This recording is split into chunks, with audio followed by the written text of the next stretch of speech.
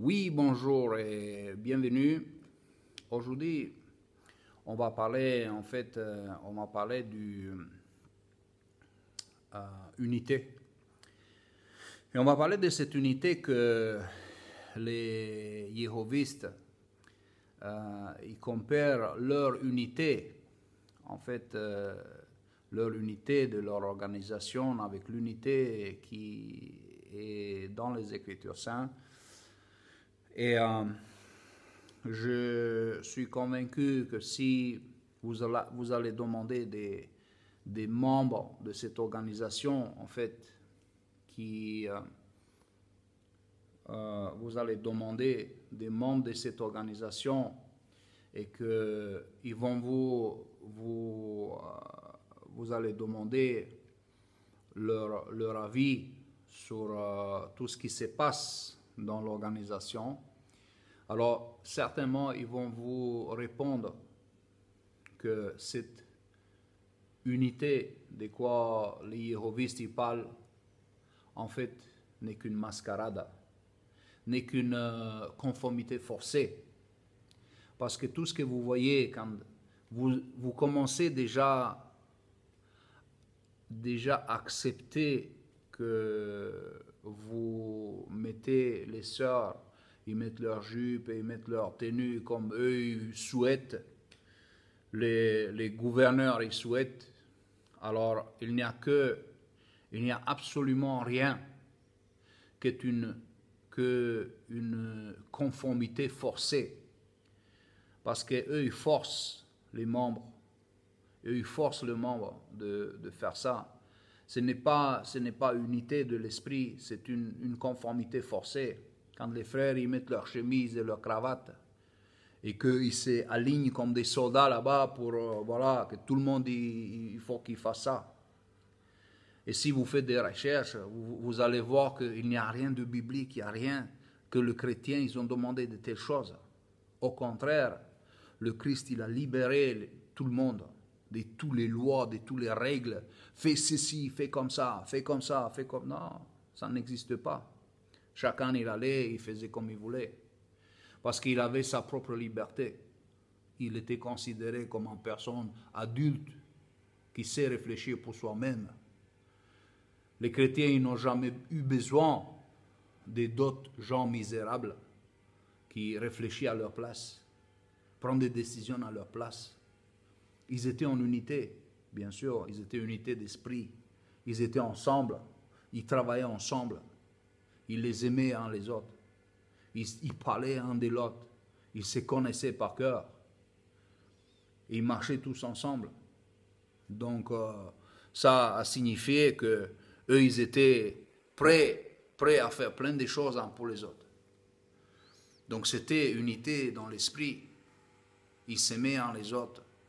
Ils étaient agréables un les autres. Ils étaient dans l'unité, mais pas dans une force conformité. Aujourd'hui, vous allez chez les yéhovistes, vous allez dire, oui, mais tu sais, moi j'ai découvert ça, et j'ai encore découvert ça.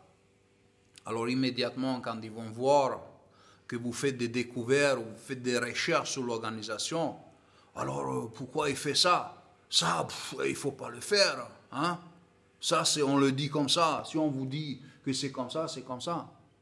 Il y avait un frère de Bethel, il m'a dit, Ludovic, ici, en Bethel, on enseigne les Bethelites. Que ce qu'ils disent le Colessandra, c'est comme ça. On ne discute pas. On ne discute pas qu'est-ce que tu discutes. Il n'y a rien. Ferme ta gueule et c'est comme ça.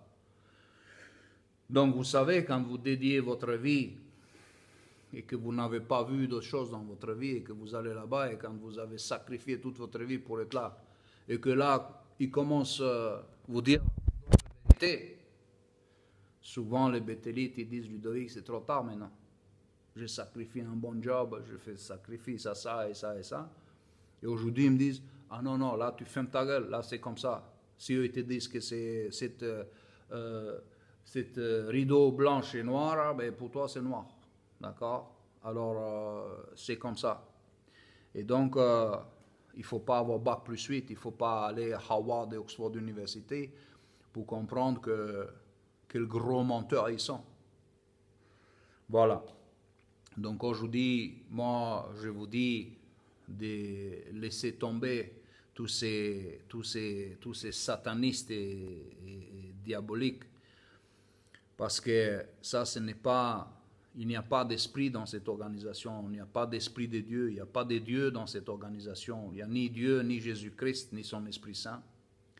C'est pour ça que, allez-y, cherchez le vrai Dieu, son Fils et l'Esprit Saint, mais pas cette satanique organisation démoniaque. Laissez tomber tous ces gens-là. Sortez de là tant que vous avez le temps, parce que plus tard, certainement beaucoup, comme le frère il a dit au Bethel, Ludovic, maintenant c'est trop tard, je ne peux plus rien faire. Mais malgré qu'il est trop tard, quand même, il y a beaucoup qui, même s'il est trop tard, ils prennent leurs affaires, ils quittent le Bethel, ils sortent et ils ne disent même pas où ils vont. Vous imaginez, il y avait beaucoup qui ils ont quitté Brooklyn quand ils ont dit, voilà, vous êtes tellement tous qu'ils étaient virés, tout ça. Ils ont pris leurs affaires sans rien dire, ils sont quittés, ils sont partis, ils n'ont même pas dit, allez que je m'en vais, cassez-vous, ils ont rien fait. Voilà, parce que ils n'ont pas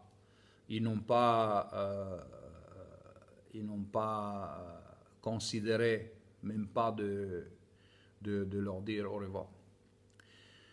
Voilà, je suis content que vous êtes là et je suis content que vous me suivez. Donc voilà, c'est un avertissement de vous donner un peu la visibilité un peu plus profonde dans ces choses-là et faites attention à vous-même. Que Dieu vous bénisse. Amen.